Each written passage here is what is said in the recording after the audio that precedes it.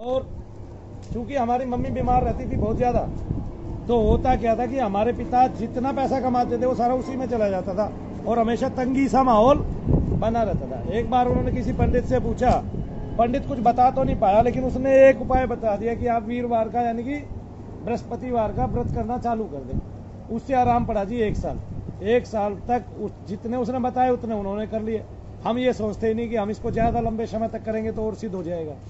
तो उसे 1 साल तक कोई भैंस नहीं मरी। मैं देखता था हमारे यहाँ एक गाय आई, वो बहुत शरीफ थी, बेहद शरीफ गाय थी।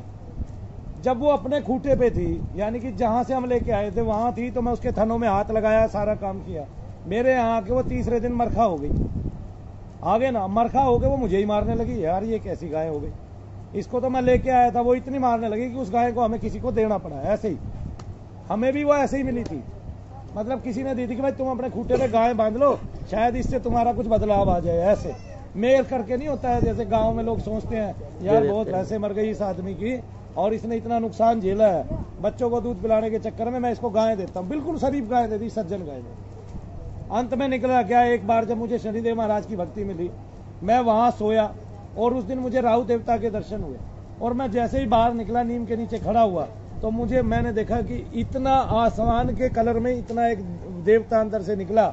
ऐसा एक महात्मा रहता था हमारे वहां 70-80 साल पहले, उसको वहीं पे उसकी समाधि बनाई गई थी। वो हिस्से में हमारे आ गया। वो तब की बात थी, वो भूल गए सब, ठीक है ना। और वहां पे 5-5 फीट भराव कर दिया, ठीक है। लेकिन तब मेरा दिमाग रौंदा और मैंने देखा कि एक दिन यहाँ खेलते खेलते मैंने एक चीज देखी थी कि मुंह देखा और फिर ऐसे ईंट लगी हुई देखी कि इतने से सर की जगह पे ईंट लगी हुई हैं, पत्थर लगे हुए हैं, रोड़े सफेद वाले, वो पहले वही वाले रोड़े होते थे और नीचे तक।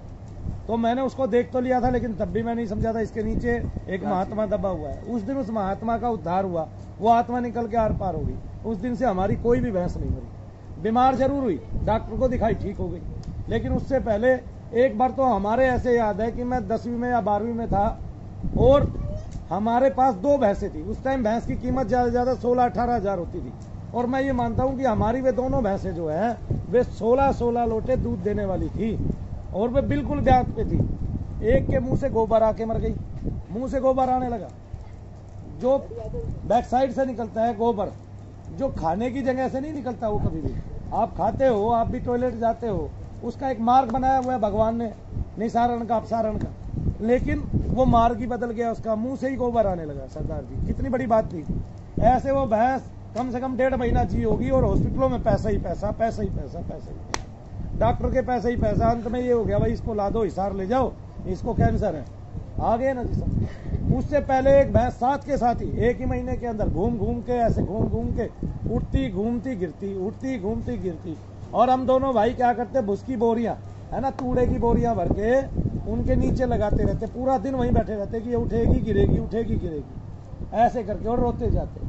तो उस टाइम हमारे दर्द को कोई समझने वाला नहीं था, हमने वो दर्द भोगा है सरदार जी। अंततः पाया क्या, वो महात्मा, और वो महात्मा मेरे भक्ति करने से निकला और जब वो निकला उसके बाद से हमारी कोई भैंस नहीं मरी। अभी हमारे पास फिलहाल एक गाय है पिछले 3 महीने से, उससे पहले हमारे पास 7 भैंसें लगातार रही हैं उसी दिन से, जिस दिन से वो निकला है। ऐसा तो ऐसी समस्या किसी के साथ भी हो सकती है और उसको बताया नहीं जा सकता, उसकी कोई गणना नहीं है, क्योंकि उसने हमें इतनी पीड़ा दे दी होती है और इतनी पीड़ा को हम सहन करते हैं। और तो पीड़ा समझने वाला तो समझेगा ना, वो जो पीड़ा में होगा। मैं जो पीड़ा में था, ठीक है ना, मेरे पास थे 4 बनिया 5 बनिया और लोग बड़े बड़े मिल जाते हैं, ऐसी बात नहीं। हम भक्ति करते हैं, भक्ति के रहस्य से हम किसी को भी खोज लेते हैं। मैंने किसी एक बड़े आदमी का काम कराया, वो डर रहे थे कि उनकी जो बेटे की बहू है वो तलाक में कितने करोड़ रुपया मांग लेगी, कई करोड़ रुपया मांग लेगी, क्योंकि बहुत बड़े आदमी थे। लेकिन मैंने भक्ति की, मैंने उनके यहाँ पाठ किया और मैंने उनको बोला कि आपके 16 लाख रुपए ही लगेंगे। तो 16 लाख रुपए ही लगे। कितने लगे? और जब उन्होंने मेरे को ये बात बताई, मैंने अपने भगवान का शुक्रिया अदा किया, मैंने उनके लिए पाठ किया। आज सबके लिए पाठ करता हूँ। कुछ बड़े लोग आते हैं, मुझे पता है वो आप लोगों से मैं जितना इकट्ठा कर पाऊंगा उनसे आपसे ज्यादा इकट्ठा कर पाऊंगा, लेकिन मैं पैसे के लिए नहीं बैठा, मैं आपकी दुख तकलीफ के लिए बैठा हूं। क्योंकि सरदार जी ने बात ऐसी कह दी कि भाई समस्या है, ज्यादा है मेरे को और कष्ट है, और मैं जानता हूं कि मैं कितने द्वारों पे गया हूं। उन्होंने तो ये कहा मैं सभी द्वारों पे गया हूँ। सबने ऐसे हाथ उठा दिए मेरे बस की तो वो कुछ टाइम बाद सब हाथ उठा देते हैं, क्योंकि उनसे काम तो आपका होता नहीं है। किसी ने साल बाद, और किसी ने 2 साल बाद। सबने परहेज भी बताए होंगे सरदार जी, परहेज बताए सबने? बहुत जोर लगाया जी, नहीं बात कर पाए। नहीं, परहेज बताए थे लोगों ने?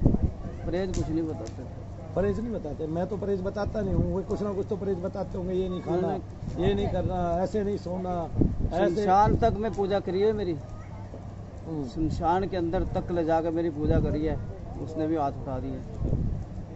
कहते चीज सखत है, मेरे बस की नहीं है। और यही बैठती है वो। क्या चीज भैया ने बताई है, बताना? उन्होंने बताया था मसानी प्रेत है कोई, जो पेट के अंदर बैठा हुआ है।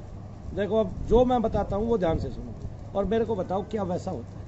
क्या आपको उल्टी जैसा आने का मन होता है? हाँ ना, उबकाई आती है? हाँ, उबकाई तो ऐसा है जब ये चीज यहाँ बैठ जाती है। मैंने आपको एक बात पूछी है, पहले मुझे ये बताओ। ऐसा आवाज नहीं आते? नहीं आती, जलन बहुत होती है। अब वो आप मत बोलो, मेरे को बोलने दो। आपके हृदय पे कंपन आती है, आपको भय लगता है और घबराहट होती है? घबराहट बहुत, हार्ट बीट तेज होना जिसको बोलते हैं। आप ये बताइए, क्या आपको श्वास में भी बाधा आती है?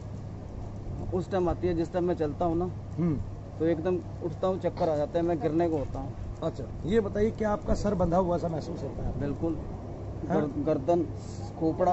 अब ये बताओ, ये मशान की क्रिया बेशक किसी से निकली नहीं, हो सकता है आपकी पुरानी हो गई है, लेकिन क्रिया मशान की आ गए ना सर, और हम निकाल लेंगे।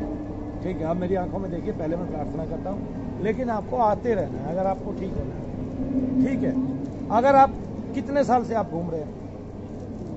30 साल तो हो गया। 30 साल से आप घूम रहे हैं, मेरे को 3 साल आप दे दोगे? की उम्र से घूम रहा हूँ, 56 साल की उम्र हो गई। मेरे को 3 साल दे दोगे? मैं कोशिश करूंगा आप 1 ही साल के अंदर अंदर ठीक है। ठीक है, लेकिन मेरे को आप 3 साल दे दोगे, मैं मांग रहा हूँ आपसे। ठीक है, ठीक है, तो मैं आपको अपनी जगह लाके बैठा दूंगा। जय शनिदेव बोलो। जय शनिदेव। अब सरदार जी ध्यान से देखो मेरी आंखों,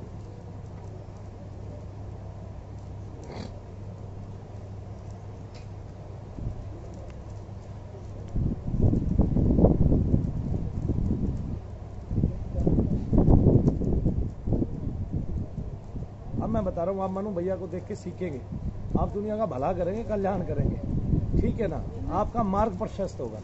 आप अब से जप करना चालू कर दो, कोई भी एक जप करो लगातार। कौन सा जप करते हैं? जब तो ओम नमः शिवाय। ओम नमः शिवाय में ओम और जोड़ना चालू कर दो। ओम नमः शिवाय ओम, तो वो आप जोड़ते हैं तो इसका मतलब मनु भैया को आप पढ़ते हैं, आप वीडियो देखते हैं, इसका मतलब हमारे से जुड़ तो आप गए हैं हृदय से, है ना? जब मन परेशान होता तो वीडियो देखता हूँ। आप ये भूल जाइए, आप बस ये भूल जाइए कि मैंने शनिदेव से तार जोड़ दिया। ओम नमः शिवाय ओम का मैं जप कर रहा हूँ। शंकर भगवान शनिदेव महाराज मुझ पर कृपा करें, करुणा करेंगे। मेरे घर की, मेरे शरीर की, मेरे पास नहीं है अभी। बस मेरे को ये बता दो, घर में और भी कोई बीमार रहता है? केवल आप ही बीमार है? मेरे घर में 4 बंदे हैं, एक मेरी वाइफ है, एक मेरी बेटी, उसकी शादी कर दी, एक मेरा बेटा। बेटे की भी शादी हो गई? नहीं, बेटा मेरा इंजीनियर लैपटॉप का काम करता है, छोटा 21 साल का।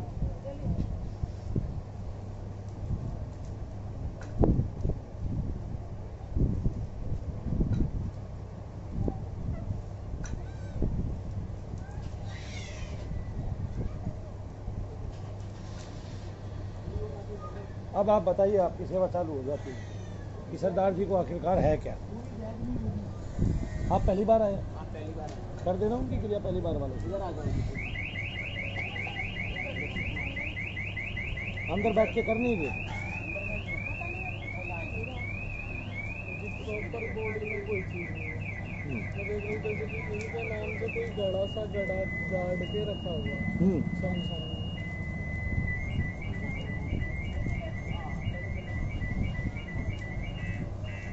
जिसकी वजह से इन्हें हार्ट में प्रॉब्लम रहती है, चुभन सी रहती है, चुभन जलन होती है, जलन। खाया पिया सारा ऊपर आ जाता है। दिन में 2 रोटी खाता हूँ, वो भी दिल करे तो यहाँ से आवाज आएगी तो 2 रोटी खाऊंगा, नहीं आएगी तो नहीं खाऊंगा। मैं रात को भूखा सो जाता हूँ, खड़ा होता हूँ, चलता हूँ, चक्कर आ जाता हूँ। दुकान से ई रिक्शा भी आ गया, ई रिक्शा भी 4 महीने से खड़ा हुआ। मतलब देता हूँ 3 टाइम ना भी लो, थोड़ी खाओ, कुछ ज्यादा मत खाओ। जाप कितने टाइम करो? बैठ गई जाप कितने टाइम करो? जाप तो 1 घंटे का रोजाना जप करो, कहीं भी बैठ। सुबह 4 बजे करो। मेरा काम आपकी सकल तंत्र मंत्र यंत्र क्रियाओं को निकालना। जय श्री